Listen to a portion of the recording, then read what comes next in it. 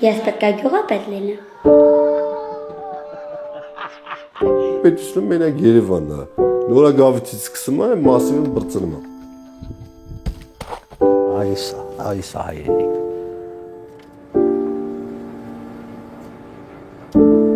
Գյուղը բնակիչներով բնակեցնեն, դպրոցը պահեն։ Եթե դպրոցը գնաց, գյուղը քանդվելու է, ով չգիտի։ Այ։ Ես եմ մենակ գյուղում երեխա անեց, որ չեմ խաղում։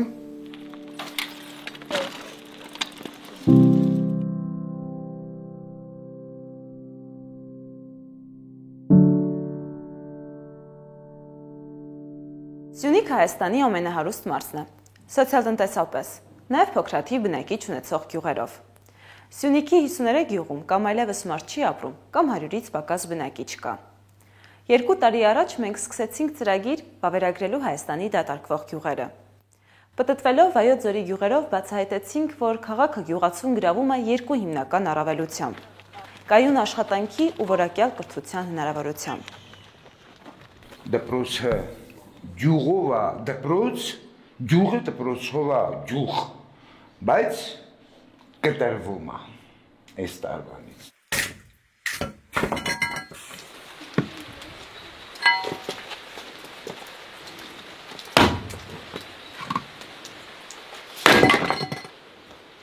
Մոտ կես տարի այս Սյունիք ենք գնում, 22 գյուղում ենք եղել։ Տեսել ենք ինչպես են մարդիկ ապրում, լսել ենք նրանց խնդիրները, համայնքապետերի ու պաշտոնյաների լուծման առաջարկները։ Այս նյութում պատմելու ենք։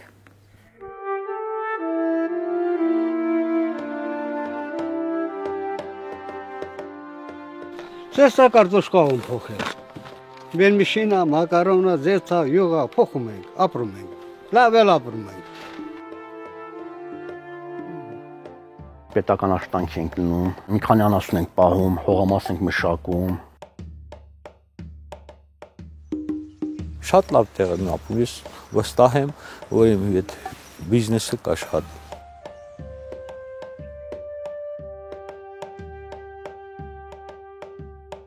Խոշորացումից հետո մի լումայի գործ չի արվեստը։ Խանութ չկա, մանկապարտեզ չկա, մենակ այդ մի դպրոցն է։ Համար մարդիկ ձգտում են Սիսիան մնան, որտեղ հացն եղկաց։ Տուպիկովի մարզ է, էլի։ Երևանը հնարավորությունների քաղաք է։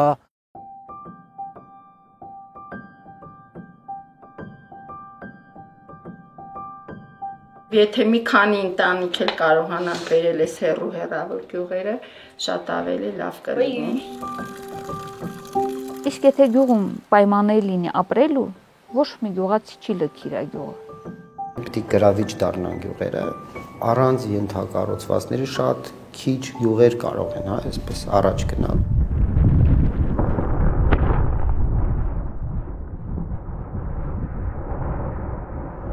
Սյունեցիների ապրուստի հիմնական աղբյուրը հանքերն ու կոմբինատներն են։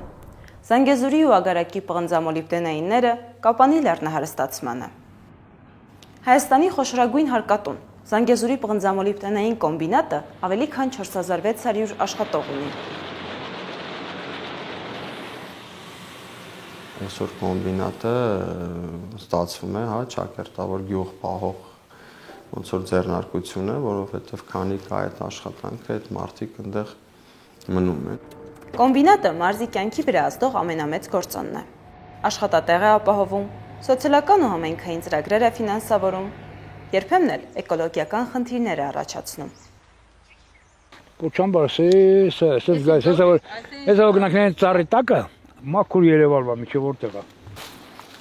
Հայաստանի ամենախոշոր Արծվանիկի պոչամբարը ընդունում է Զանգեզուրի պղնձամոլիբդենային կոմբինատի ամբողջ պոչանքը, օրեցօր մեծանում է։ Վերջի աշտարակներից մեկը տուրերների մոտ էր։ Լուծվել է, ծածկվել է, որ չկա։ Արծվանիկի պոչամբարի հարևան չափնին այն եզակի գյուղերից է, որի բնակչությունը վերջին տարիներին ոչ թե նվազել, այլ աճել է։ Մարդիկ չափնի եկան 2019 թվականից, երբ Զանգեզուրի կոմբինատը սկսեց ամսական 40,000 դրամ տալ պոչամբարի հարակից գյուղերին։ Մարդիկ աշխատանք չունեին, պարտքերով էին ապրում, գոնե հիմա գիտեն, որ կա ստաբիլ, կայուն Չափնիի կայուն ու ստաբիլը կոմբինատի 40,000 դրամներն են։ Ընդհանրապես գյուղերում կայուն եկամուտով աշխատանքը հազվադեպ երևույթ է։ Քաղաքը հենց դրանով է գրավում, տանում մարդկանց։ Գյուղատնտեսությամբ զբաղվողներն էլ քչանում են։ Երեխեքը մեծանում էին, ասենք ինստիտուտ կրթություն մեկ ֆինանսի համար, էլ մտա կոմբինատ էլի։ Գյուղատնտեսությամբ ես չէի կարա այս մակարդակի հասնեի։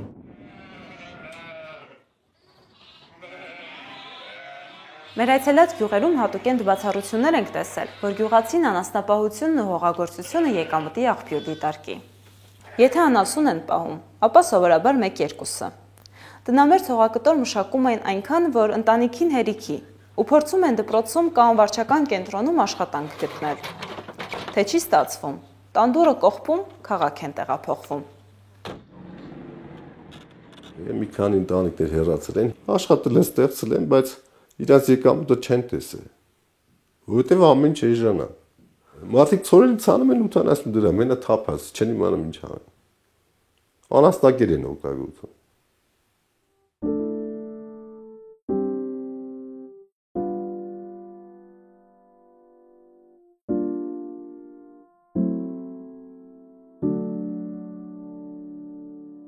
Տասը տարվա ընթացքում Սյունիքի բնակչությունը նվազել է 24600 մարդով, մոտ 17.5%-ով,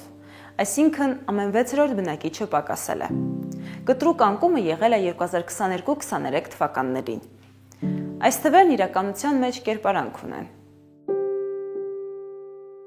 Գյուղ առանց բնակչության։ Գյուղ մեկ երեխայով։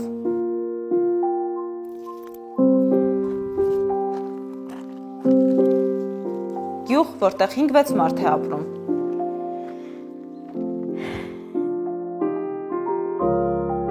Դպրոց առանց աշակերտի։ Գյուղերից գնում են դեպի Քաջարան, Ղափան, ու ընդդից որ մի քիչ պարում դեպի Երևան։ Էտա բոլորից նպատակ դա։ Իմ աղջիկս բժշկական սովորում է, հիմա ավարտի կգա գյուղը։ Գա գյուղում բժշկ չկա հիվանդանոց, չկա ոչ բան, բնականաբար ինչ պիտի անենք։ Մենք ուսումնասիրել ենք Սյունիքի մինչև 100 մշտական բնակիչ ունեցող 60 գյուղ։ 20 նյութ ենք պատրաստել այդ գյուղերում ապրող մարդկանց մասին։ Ու նկատել ենք մեկ ընդհանրություն։ Գյուղում ապրելը, մեղմ ասած, անհարմար է։ Ցածր մեքենայով անհնար է հասնել Թանահատ։ Նժդեհում 10-ամյա Արմենը տան համար ջուրը մոտակա աղբյուրից դուլով է բերում։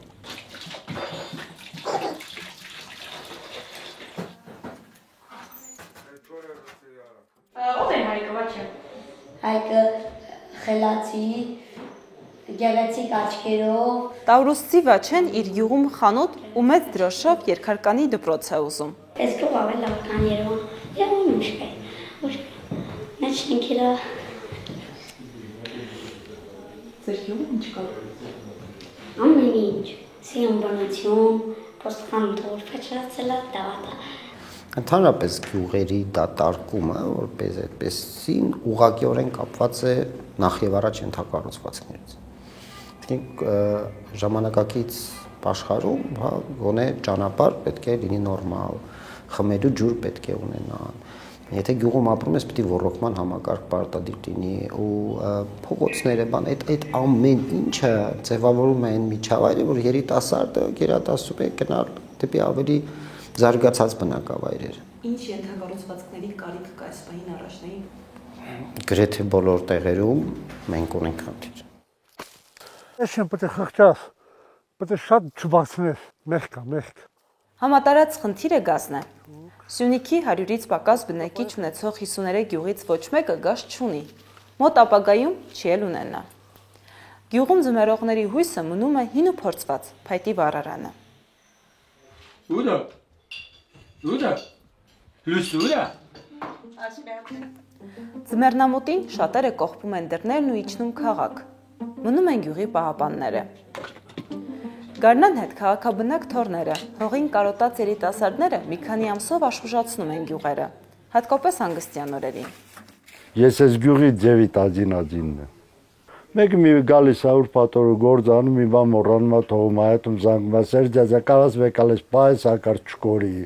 վեկալում պարում են, բելա տատին ասում է, գիշերը մրսել են, փեչ տուրբեք թապ տալի է, գնում եմ թապ եմ տալի, ինչ ա եղել։ Քաջարանի փուխրուտում մշտական բնակիչ չկա, բայց ամռանը գյուղը վերակենդանանում է։ Ամառը գյուղում շատ մարդ ալնում, ուրբաթ, շաբաթ, կիրակի,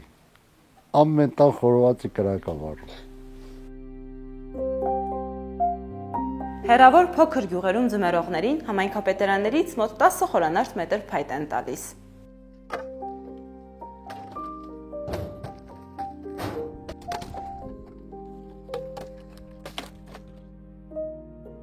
Վերջին տարիներին մարզում ակտիվ ճանապարհաշինություն է։ Լեռնաձոր Փուխրուտ Կատնառա ճանապարհն է նորոգվել, այս տարի Շվանիձորից Նռնաձոր նոր ճանապարհ է կառուցվում։ Եթե բարեկարգ ճանապարհը կա, համայնքային տրանսպորտը կանոնավոր աշխատում է, քաղաք տեղափոխվելու պատճառներից մեկը վերանում է։ Բոլոր համայնքներում էլ դեռ կան քարուքանդ ճանապարհներ։ Ինչքան բնակավայրը հեռու է համայնքի կենտրոնից, այնքան մեծ է հավանականությունը, որ բարեկարգ ճանապարհ չի ունենա։ Կապանից Տավրուս ճանապարհը նորոգված չէ։ Համայնքային տրանսպորտը շաբաթը մեկ է աշխատում։ Դպրոցի 9 աշակերտի համար 9 ուսուցիչ Կապանից տաքսիով գալիս գնում են։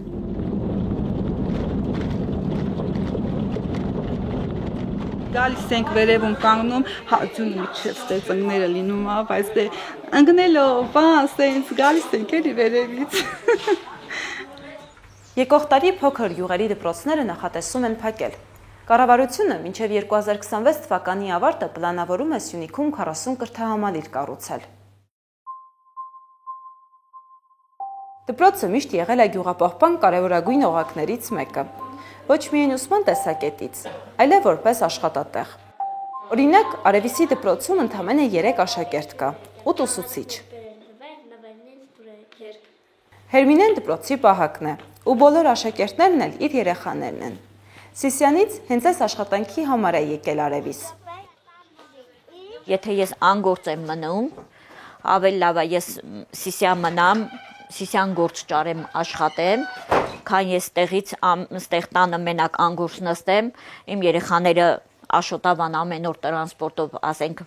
մարզպետարանը տրանսպորտ տրամադրի, իմ երեխաները գնան գան։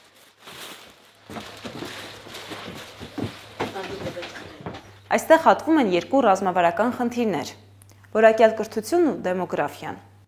Որն է առաջնային՝ որակյալ կրթությունը հարմարավետ դպրոցում, թե գյուղերի կենսունակությունը։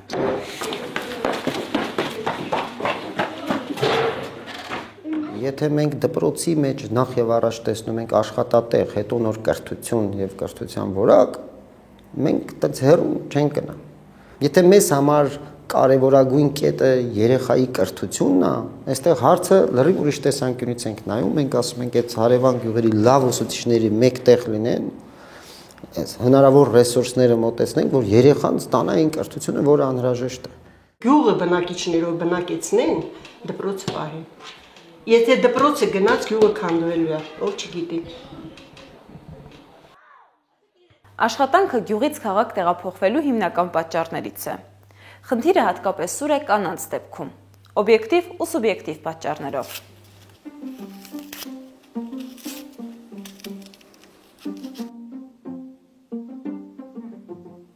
Հիմա մեր գյուղում եթե մի փոքրիկ գործարան լինի, արտադրամաս լինի, թեկուզ անտառից բերված մրգերով հյութի գործարան լինի, մուրաբայի գործարան լինի, որ կանայք էլ կարողանան աշխատեն, չթողնեն, չգնան կոմբինատում աշխատեն, հոգնած, ջարդված, հենց մնան գյուղում։ Այս տեղական մենթալիտետը թույլ չի տալիս այդ նույն կանանց աշխատել, որովհետև ճիշտ է, ես ասում եմ, որ աշխատատեղեր չկան, բայց մեծ մոտիվացիայի դեպքում այդ աշխատատեղերը կարելի է ստեղծել հենց իրենցով։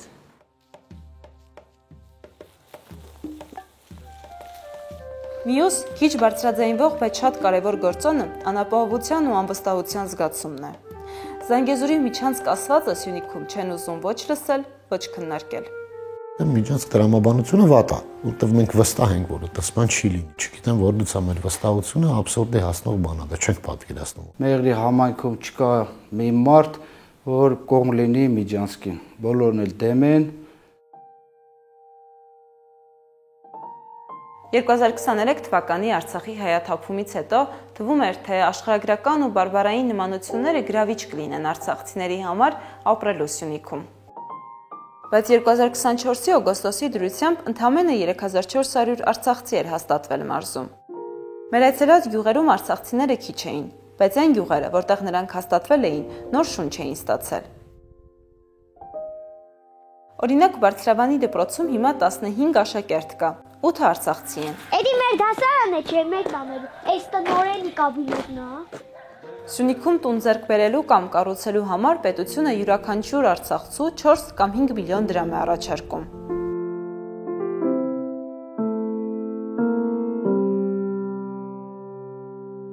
Արցախցու ընտրությունն է, թե որտեղ ինքը ձեռք կբերի կամ կկառուցի իր գույքը, բայց այո, եթե դիտարկենք սահմանաչափերը, որոնք ծրագրով սահմանված են, այն է 1 անձի հաշվով, այդ թվում անչափահաս անձի հաշվով 3, 4 կամ 5 միլիոն դրամ աջակցություն, ինչքան մեծ է աջակցության չափը, այնքան ավելի հեռավոր է Երևանից տվյալ բնակավայրը եւ այնքան ավելի թիրախային խմբում է կառավարության։ Կառավարության թիրախային խմբում, սակայն, անտրամաբանականություն կա։ Անհասկանալի է, ինչ չափանիշներով է կառավարությունը արցախցիների բնակարանային ապահովման ծրագիրը կազմել։ 3 գյուղի օրինակով դիտարկենք։ Քաջարանի Անդոկավան գյուղում 92 գրանցված բնակիչ կա։ Առկա են առաջին անհրաժեշտության բոլոր պայմանները։ Մեղրիի Գուդեմնիս գյուղում 2 մարդ, ամուսիններ են ապրում։ Գյուղ տանող ճանապարհ կա, բայց դպրոց, խանութ, մանկապարտեզ, այլ պայմաններ չկան։ Սիսյանի Թանահատ գյուղում ոչ մարդ կա, ոչ ենթակառուցվածք, միայն անունն է մնացել։ Այս 3 գյուղում էլ պետությունը արցախցուն 5 միլիոն դրամ է առաջարկում։ Թե որ կանոնով է պետությունը չափել ու գտել, որ այս գյուղերն իրար համարժեք են, մեզ անհայտ մնաց։ Ինչքանով է իրատեսական, որ լքված Թանահատում որևէ արցախցի տուն կկառուցի, եթե անգամ կառուցի, ոնց է ապրելու։ Որն է եղել կառավարության նպատակ արցախցիների համար 5 միլիոնանոց բնակավայրերի ցանկը կազմելիս։ Ինչով են դրանք առաջնահերթ։ Իրենց աշխարհագրական դիրքով, ունեցած ենթակառուցվածքներով։ Սյունիքի գյուղերի զարգացման, ապահովության երաշխիքների եւ այլ հարցերի մասին մենք ուզում էինք խոսել երևանյան պատասխանատուների հետ։ Սակայն կառավարությունից զբաղված լինելու պատճառաբանությամբ մեզ ուղղորդեցին տարածքային կառավարման ու ենթակառուցվածքների նախարարություն, որտեղ էլ չգտան հարմար մեկին, որ կպատասխաներ մեր հարցերին։ Արցախցիների բնակարանային ապահովման ծրագիրը նոր է սկսվել։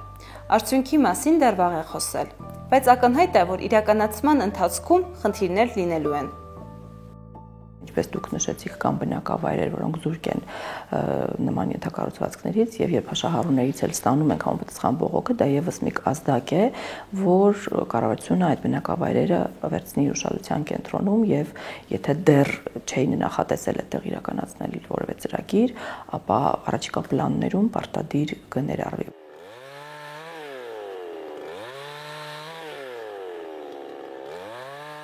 Գորիսի Բարձրավան գյուղում արցախցի 6 ընտանիք կա։ Հարությունյանների 8 հոգանոց ընտանիքը Շուշիից է տեղահանվել։ Հիմա փաստաթղթերն են կարգավորում, որ բնակարանային ապահովման ծրագրին դիմեն։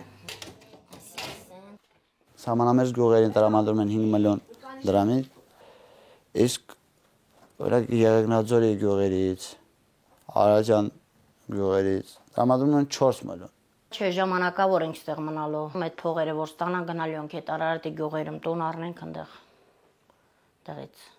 Ստեղ բան չկա, ստեղ ապագա չկա։ Բացի 5 միլիոնանոց հավաստագիր տրամադրելուց, էլ ինչ կարող է անել պետությունը, որ արցախցին Սյունիքում ապագա տեսնի ու ապրի այնտեղ, որ գյուղացին չշտապի փակել տանդուրն ու տեղափոխվել քաղաք, ավելի հարմար կյանքի հետևից։ Ինչ անում համայնքը, պետությունը։ Անում է մի բան, որը չի կարող անել անհատը։ Չի կարող մարդը սարից ջուր բերել, չէ՞։ Չի կարող մարդը այդ ռոռոկման համակարգը բերել, որ մարդիկ այգիները ջրեն։ Չի կարող մարդը ճանապարհը այնպես անել, որ ծառայությունները մոտեցնեն բնակավայրին։ Չի կարող գյուղացին դպրոց կառուցել, մանկապարտեզ եւ այլն, այսպես sense շարունակ ինքը բազմաթիվ խնդիրներ կան, որոնք որ այդ մարդու ուսերին չի, բայց եթե այդ ամեն ինչը լինի, մարդը սկսում է արդեն պլանավորել այլ բաների մասին մտածել, ինչպես զարգացնել գյուղը, ինչպես հետաքրքիր նախաձեռնություններ լինել։ Սա է ամբողջ բանալին։ Բանալին կարծես թե գտնված է, բայց այն չի բացում գյուղերում վաղուց փակված տան դռները։ Գյուղացու խնդիրը հասկացվել է, բայց չի լուծվել։ Ամբողջ տարին խնդիրներ է։ Հələ որ մի հատ էլ համայնքապետարանից կանչում են, հիշում ես, այս ճանապարհով պետք է գնաս գես լրիվ է որ։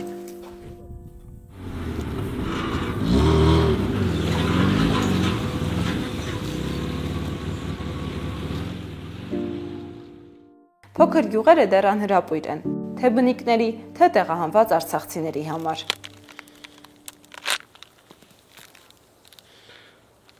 Իսկ գուցե պետք չեն այդ գյուղերը։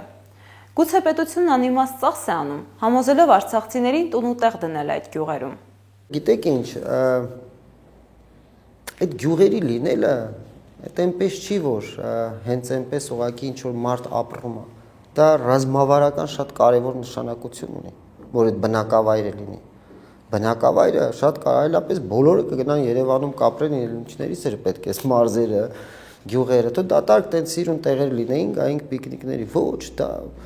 շատ կարևոր է, որ բնակավայրը պետք է լինի։ Պետքեներով դժվար է գյուղացուն համոզել մնալ աշխարհից կտրված իր գյուղում,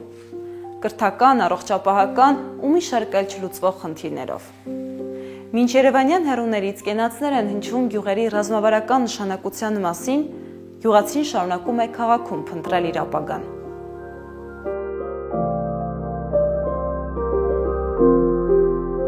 Ու Հայաստանի քարտեզի վրա ավելանում են ամարդաբնակ գյուղերը։